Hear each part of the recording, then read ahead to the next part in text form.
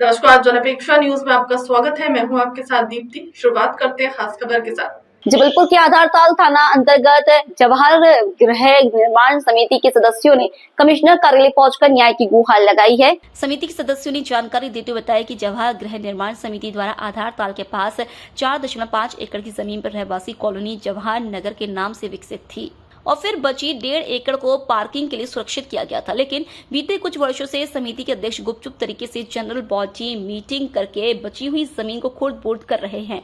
उन्होंने जानकारी देते हुए बताया कि अध्यक्ष द्वारा षड्यंत्र करते हुए बहुत सी जमीनों पर कब्जा कर लिया गया है और उसे बेचा जा रहा है और उसका लाभांश समिति के किसी भी सदस्य को नहीं दिया जा रहा है। उन्होंने कमिश्नर कार्यालय पहुंचकर शिकायत की है कि जल्द से जल्द समिति अध्यक्ष की ऊपर कार्रवाई की जाए। अपनी शिकायत पत्र पर उन्होंने निवेदन करते हुए इस बात की भी मांग की है कि तत्काल जवाहर गौर निर्माण समिति से संबंधित जमीन की खरीद फरोख्त पर लगाम लगाई जाए।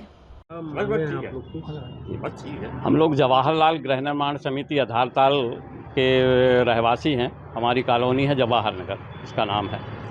पिछले 20-25 सालों से कब चुनाव हो गए ये हम लोगों को बिल्कुल भी जानकारी नहीं है। नियम के अनुसार साल में एक बार जनरल बॉडी मीटिंग होना चाहिए, उसकी भी सूचना हमें नहीं दी जाती है। 10-12 लोग मिलके, हीरालाल श्रीवास्तव जो वहाँ के अध्यक्ष हैं, वो 10-12 लोग मिलके आपस में ही चुनाव कर लेते हैं और किसी को कोई सूचना नहीं दी जाती है। इस गृह निर्माण समिति को 3 एकड़ ज़मीन में प्लाट बनाने के लिए परमिशन थी और 1 एकड़ 10 डिसमिल इनको पार्किंग के लिए छोड़ना थी, परंतु इन्होंने ज़मीन को छोड़ा नहीं, पार्किंग की ज़मीन को भी बेच डाला और पूरे पैसे जो है ये कहाँ चले गए इसका किसी को भी अंशदान जो है समिति के सदस्यों को नहीं दिया। नियम के अनुसार जो भी फ़ायदा होता है प्रॉपर्टी की बिक्री का, उसका अंशदान समिति के सदस्यों को दिया जाता है, वो भी नहीं दिया गया, किसी को नहीं दिया। पिछले 25 साल हो गए लोगों को रहते यहाँ पे। इस तरह से ये मनमाने ढंग से वहाँ काम कर रहे हैं। जो बची हुई ज़मीन है उस पर इनका कब्जा हो रहा है, दीवारें खींची जा रही हैं, उस पर हम लोगों ने स्टे लगा के रखा है।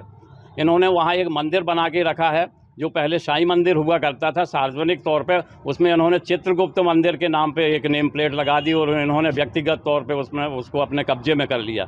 उसके बाजू वाली ज़मीन जो पड़ी है उसको भी इन्होंने अपने कब्जे में कर लिया। जितनी भी ज़मीन बची है वो अपने कब्जे में करते चले जा रहे हैं और जो बचे हुए प्लाट हैं उनको मनमाने रेट पर बेच रहे हैं। सरकार से कितने कीमत में बेचे गए ये बात छिपाई जा रही है, जो उससे सरकार को भी नुकसान हो रहा है, क्योंकि जो रजिस्ट्री का जो वास्तविक पैसा सरकार के पास जाना चाहिए वो भी नहीं गया है। और धोखा तो समिति के सदस्यों के साथ किया ही है इन्होंने। पार्किंग उनको बेच दी है कह के कि ये आपका प्लाट है। इस तरह से बहुत सी अनियमितताएँ चल रही हैं।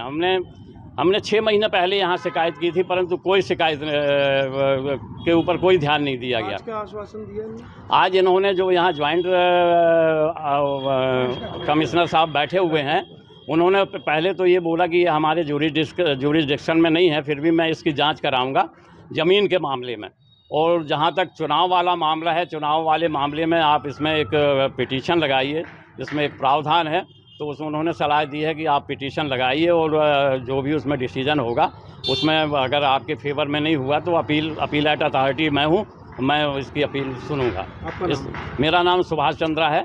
मैं जवाहरलाल गृह निर्माण समिति का सदस्य हूँ। मैं सिटीजन वेलफेयर एसोसिएशन का अध्यक्ष हूँ और भारत कृषक समाज का उपाध्यक्ष हूँ। मेरे साथ जो भी लोग यहाँ पर आए हैं वो हमारे गृह निर्माण समिति के सभी सदस्य हैं। Thank you. ये बताइए, अगर ये मांग पूरी नहीं होती तो आगे क्या कदम रहेंगे? आगे हम लोग हाई कोर्ट भी जा सकते हैं। अगर हमारे जो भी चैनल हम अभ्यास्त करते हैं, मान लीजिए इन्होंने जो पिटीशन लगाने की बात कही है इलेक्शन के मामले में, अगर हमारे फेवर में नहीं आया तो हम इसको हाई कोर्ट में चुनौती देंगे।